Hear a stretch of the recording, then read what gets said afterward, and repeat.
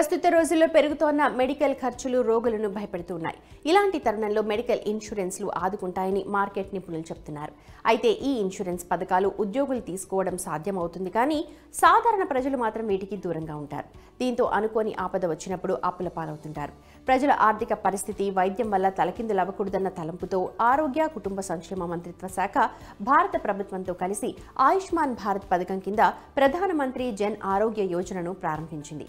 5 లక్షల వరకు కవరేజ్ అందించే ప్రభుత్వ ఇతర అనుబంధ ఆసుపత్రుల్లో ఉచిత చికిత్స పొందగల అర్హత ఉన్న వ్యక్తులకు దీనిని జారీ చేస్తారు. అయితే దీనిని పొందేందుకు తప్పనిసరిగా నమోదు చేసుకోవాలి. అలాగే నిర్దిష్ట అర్హత ప్రమాణాలకు అనుగుణంగా ఉండాలి. ఆమోదం పొందిన తర్వాత దరఖాస్తుదారు ఆరోగ్య కార్డుని అందుకుంటారు. ఆ పథకం కింద ప్రయోజనాలను క్లెయిమ్ చేయొచ్చు. ఈ పథకానికి దరఖాస్తు విధానాన్ని ఓసారి చూద్దాం. అవసరమయ్యే పత్రాలు ఏంటంటే వార్షిక ఆదాయం 2.5 లక్షల లోపు ఉండాలి, ఆదాయ ధృవీకరణ పత్రాలుండాలి, పాస్పోర్ట్ సైజ్ ఫోటోగ్రాఫ్, కులం సర్టిఫికేట్ ఉండాలి. ఇప్పుడు ఆయుష్మాన్ భారత్ ప్రయోజనాలు ఏంటో కూడా తెలుసుకుందాం.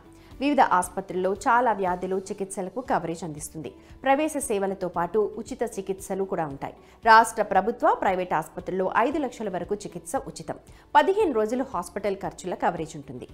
ఇక ఆన్లైన్లో ఎలా దరఖాస్తు చేసుకోవాలో చూద్దాం. ఆయుష్మాన్ భారత్ 2024 అధికారిక వెబ్సైట్ సందర్శించి మీకు అవసరమైన పత్రాలు ఉన్నాయని నిర్ధారించుకోవాలి.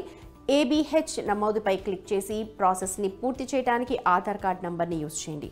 ఆ తర్వాత నమోదు చేయండి. మీ పేరు, ఆదాయం, పాన్ కార్డ్ నంబర్ లాంటి ఇన్ఫర్మేషన్ అందించాలి.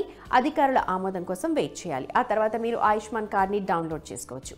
ఆయుష్మాన్ భారత్ పథకం విపత్తు ఆరోగ్య ఖర్చుల నుండి హాని కలిగించే కుటుంబాలకు ఆర్థిక రక్షణను అందించడంతో పాటు నాణ్యమైన ఆరోగ్య సేవలను పొందేలా చేయడం లక్ష్యంగా పెట్టుకుంది. దరఖాస్తు ప్రక్రియకు కట్టుబడి అర్హత ప్రమాణాలకు అనుగుణంగా వ్యక్తులు ఈ పథకం ద్వారా అందించే ప్రయోజనాలను పొందొచ్చు.